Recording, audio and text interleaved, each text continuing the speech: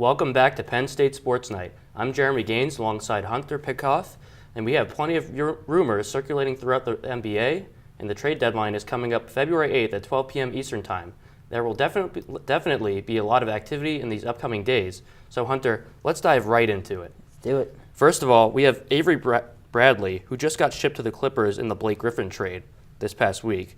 So where do you think his final destination is? Because it doesn't look like he's going to stay in LA for long. Yeah, Avery Bradley, if I were him right now, I wouldn't try to invest in real estate in Los Angeles. He may be on the move. If you look at a team like the Oklahoma City Thunder, one of the best teams in the NBA when it comes to defensive efficiency when Andre Roberson's on the court. He's out for the season. Avery Bradley, a former all-team defender, I think he fits right into the Oklahoma City Thunder's plans if they want to make a playoff push this year. Plus, he can also provide some scoring, as he's proven over his career. I think that'd be a great fit for him, for both parties involved. Clippers trying to rebuild right now, and the Thunder are ready to win now. Yeah, Bradley can definitely take up Roberson's defensive prowess and pick up his slack, and obviously provide some scoring that he is not able to do, like you said.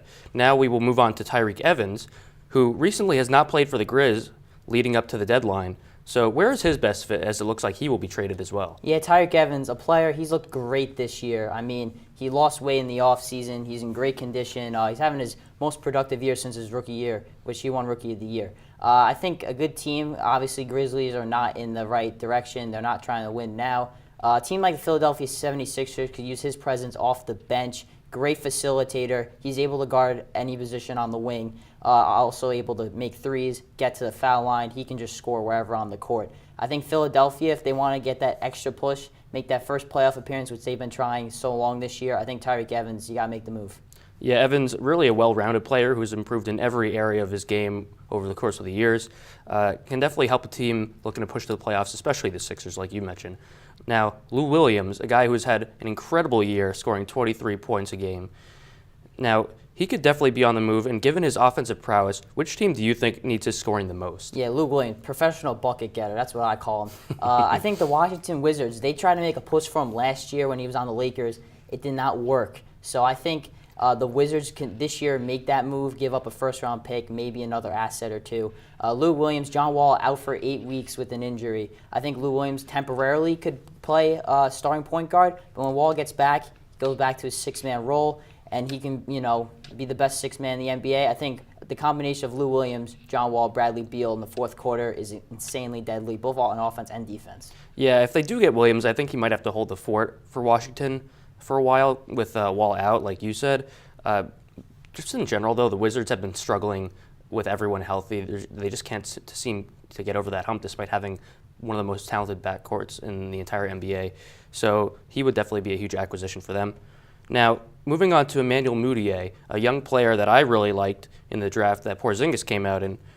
He's kind of expendable now because Jamal Murray's had a big year. So what's a good place for him to continue to develop? So where should he go? Yeah, Jamal Murray, as you referred to, starting point guard of the team now. He's developed very nice in his sophomore campaign. I think Emmanuel Mudiay, a team like possibly the Indiana Pacers, they just lost Darren Collison for up to 3 weeks with knee surgery. And plus, they just don't really have a true starting point guard. I think Emmanuel Mudiay, it's time for him to move on, get traded to a team like Indiana, pair with Victor Oladipo. Great on the defensive end, both players. And I think Emmanuel Mudiay will be able to find his shot, so to speak, when it comes to the Pacers.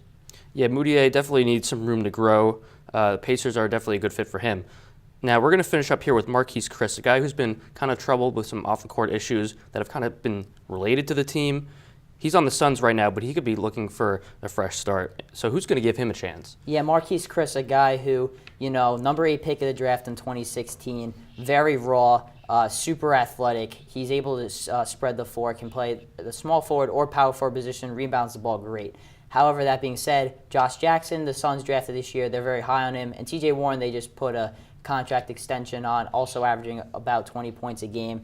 Marquis Christmas doesn't fit in the equation when it comes to Phoenix. A team like the Brooklyn Nets, a rebuilding team who's trying to, again, D'Angelo Russell, acquiring Jahlil Okafor as well in a trade. I think Marquis Christmas would fit in very nicely. I think the Suns could package him and Tyson Chandler almost like a salary dump to Brooklyn, and Brooklyn will be able to build a nice young nucleus and give their fans a product to actually root for. Yeah, the Nets definitely a rebuilding team, but I think there's also an argument that the Suns are rebuilding as well, but it just doesn't seem like they have room for him in their plans.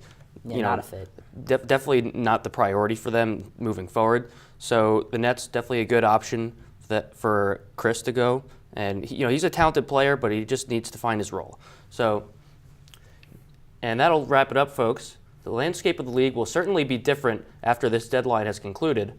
Up next on Penn State Sports Night, DJ Bauer and Christian Korapakis with an NFL Super Bowl recap.